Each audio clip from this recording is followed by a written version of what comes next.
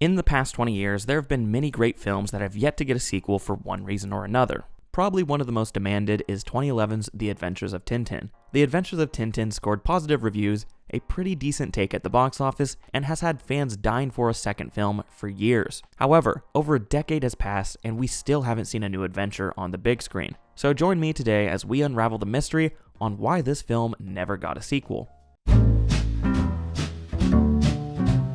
In order to find out why we haven't got a sequel, we need to start at the very beginning, as it is a miracle the first film even made it to the big screen at all. 2011's The Adventures of Tintin is a movie that was in the works for a long time. When Steven Spielberg released Raiders of the Lost Ark in 1981, it got the attention of Georges Prosper Remy, aka Hergé, the author and creator of the famous comic series The Adventures of Tintin. Hergé quickly became a fan of Spielberg, and had been looking for someone to adapt the stories to live action, as all the previous adaptations in the 1960s were not up to his liking. Spielberg was also a huge fan of Tintin, so naturally a meeting was scheduled in 1983 during the production of The Temple of Doom for these two creatives to meet up and talk about a potential project. Sadly, the week they were set to meet, Hergé passed away. However, Hergé's widow, Fanny Remy, gave him the rights anyways, and a 3-long-year option to film the comics was finalized in 1984. Spielberg then commissioned the screenwriter behind E.T., Melissa Matheson, to write the script which would follow Tintin battling ivory hunters in Africa. Originally, Spielberg wanted to make Tintin after Temple of Doom. However, he was unconvinced that he could pull it off with the technology available at the time, and he turned his attention to The Last Crusade in the meantime. In fact, there are rumors that some storyboarded scenes for this scrapped Tintin movie were incorporated into The Last Crusade. During this time, the rights expired and returned to Hergé's estate, where more filmmakers flirted with the idea of a Tintin movie. Claude Barry and Roman Polanski were in talks to helm the project over at Warner Bros. However, Warner Bros. Failed to give the Hergé Foundation sufficient guarantees about artistic integrity, so they ended up abandoning the idea. With Warner Bros.' departure around 2001, Spielberg entered the picture once again, and his studio DreamWorks Pictures re-established the option to film the series. Around 2004 is when Peter Jackson entered the picture, after Spielberg called him up to see if his visual effects studio, Weta Digital, would be interested in creating a computer-generated Snowy. Jackson was also a longtime fan of the series, and he suggested that a live-action adaptation would not do the world of the comics justice, and motion capture was the best way to go. So Jackson and Spielberg teamed up to shoot a test reel to see if the project was possible. They filmed a 20-minute test reel in 2006 with Andy Serkis as Captain Haddock and Peter Jackson standing in for Tintin. Evidently, they were happy with the results, as in May of 2007, the project was officially announced, with Universal Studios and Paramount Pictures both co-producing. However, it would have to wait a while, as Spielberg was currently busy with Kingdom of the Crystal Skull and Jackson was busy with The Lovely Bones. Spielberg then invited fellow filmmaker Edgar Wright to pen the script, but Wright was busy at the time, so he passed the honor off to Stephen Moffat, who wrote the first draft before the writer's strike of 2007 hit. Moffat would then go on to be the executive producer of Doctor Who, so Wright agreed to take over the screenwriting duties with the help of Joe Cornish. Edgar Wright helped write 2 drafts of the script before he had to leave to go make Scott Pilgrim vs. the World, and Cornish finished up the script with the help of Jackson and Spielberg. So after bouncing around to tons of different screenwriters, the script was finally completed. In early 2008, Thomas Sangster was officially cast in the lead role, and everything was looking up. That was until the August of 2008, as a month before principal photography was set to kick off, Universal Studios turned down the option to co-produce the picture due to the poor box office gross of recent motion capture animated films like Monster House and Beowulf. So the film was delayed, and as a result, Thomas Sangster had to leave the project. Destined not to let the project fall to the wayside, Spielberg gave a 10-minute presentation of footage they had already filmed to Paramount, hoping they would approve filming to begin in October. Paramount, along with Nickelodeon Movies, offered to produce as long as Spielberg and Jackson found a studio that was willing to co-produce the film. So by the end of October, they had negotiated with Sony's Columbia Pictures to co-finance and distribute the film internationally. It's also worth noting that part of this deal is that Sony agreed to finance the first 2 films. Due to this switch up with the production companies, the original release date of 2010 was pushed back 1 year to 2011. Additionally, Jamie Bell replaced Sangster as Tintin, Andy Serkis remained as Captain Haddock, and other big names such as Daniel Craig, Simon Pegg, and Nick Frost were added. After being in the works since the 1980s and starting and stopping many different times, Steven Spielberg's The Adventures of Tintin finally went into production on January 26th of 2009. By the end of production, the budget was estimated to be around $135 million. However, that's not including marketing, distribution, or the theater's cuts. Due to these other factors, a film usually needs to make 2.5 times its budget at the box office in order to be a success. The Adventures of Tintin hit theaters in most overseas countries during the months of October and November. However, it didn't officially play in the United States until December 23rd. On its opening weekend in the US, it raked in $9 million, debuting at number 5 in the box office right behind Mission: Impossible Ghost Protocol, Sherlock Holmes: A Game of Shadows, The Girl with the Dragon Tattoo, and Alvin and the Chipmunks: Chipwrecked. Now this was not the best opening, but the following weekend it actually had a bump of 17%, grossing $11 million. It's pretty rare for a movie to make more money in its second weekend, and this could be chalked up to the great word of mouth that this film inspired. Throughout its entire US run, it only made $77 million, which isn't great considering the budget.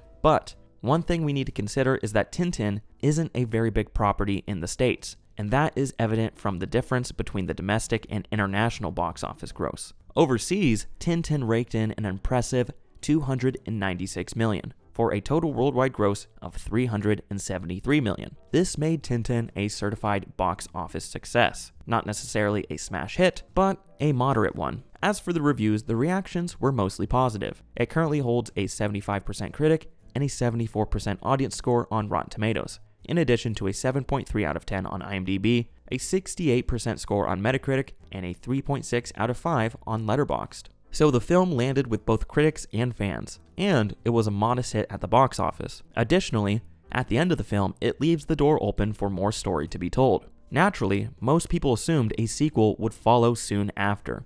That's where most people are wrong.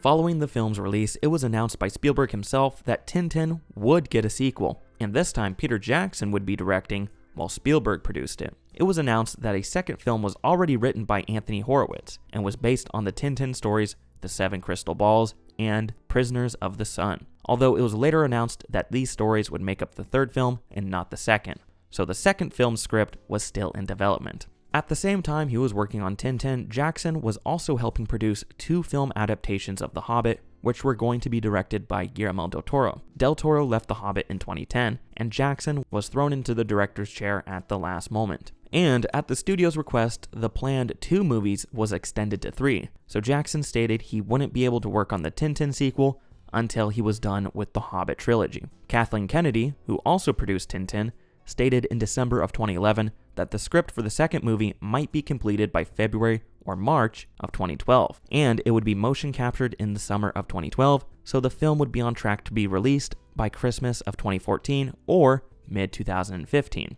A year later, during the press tour of The Hobbit: Desolation of Smaug, Jackson stated that he intended to shoot the performance capture in 2013, aiming for a 2015 release date. Spielberg also stated something similar when asked about the sequel in March of 2013. He said that the script was done and they were aiming for a 2015 release date around the holiday season. However, this Tintin sequel never went into production, and the hopes for a 2015 release date soon died out. But not all hope was gone, as in December of 2014, when Jackson was asked if Tintin would be his next film after the Hobbit movies, he said that it would be made at some point soon, but he wanted to direct 2 New Zealand films before that. More news came in the summer of 2015, when Tintin himself, Jamie Bell, shared that he hoped that the filming would begin in early 2016 and that the film would hit theaters by the end of 2017 or early 2018. He also revealed the title, which was Tintin and the Temple of the Sun. However, with the good news soon came more bad news, as in November of the same year,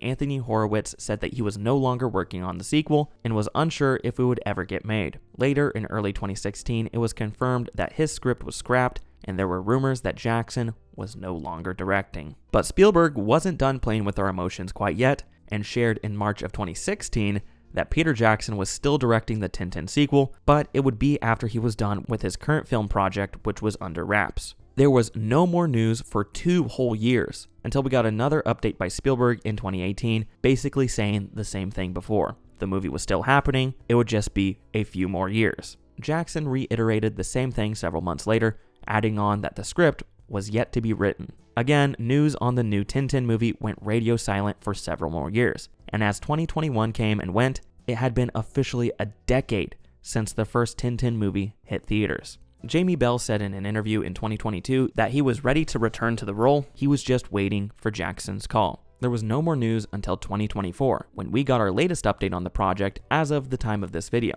This time the update was from Andy Serkis, who said that Peter Jackson was, quote, definitely still working on it.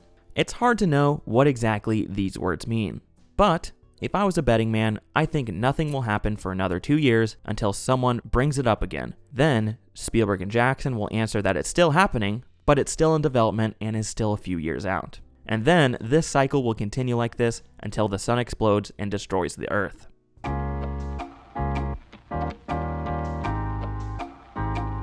A second Tintin film has been in various stages of development since 2011, but it seems like for every step closer it gets to becoming a reality, it takes 2 steps back. From my understanding, the project is dependent on Peter Jackson, and it seems like he's just been doing whatever he wants since the Hobbit movies wrapped up. I respect it, but I desperately want another Tintin movie. Personally, I absolutely love this film, and it is one of my favorite movies of all time. And if you clicked on this video, I'm sure you probably enjoyed it as well. Honestly, I have no idea if this film will ever get made. At this point, it's more likely that we get Winds of Winter before Tintin 2. But I suppose anything's possible, and just my luck, a sequel will be announced as soon as I post this video. But for the time being, that's the long and complicated story on why we haven't gotten a Tintin sequel. What are your thoughts on the Adventures of Tintin? Do you think we will ever get a sequel? I would love to hear your thoughts in the comments below. This has been Tom from Isenhart Productions, and thank you so much for watching. I'll see you next week.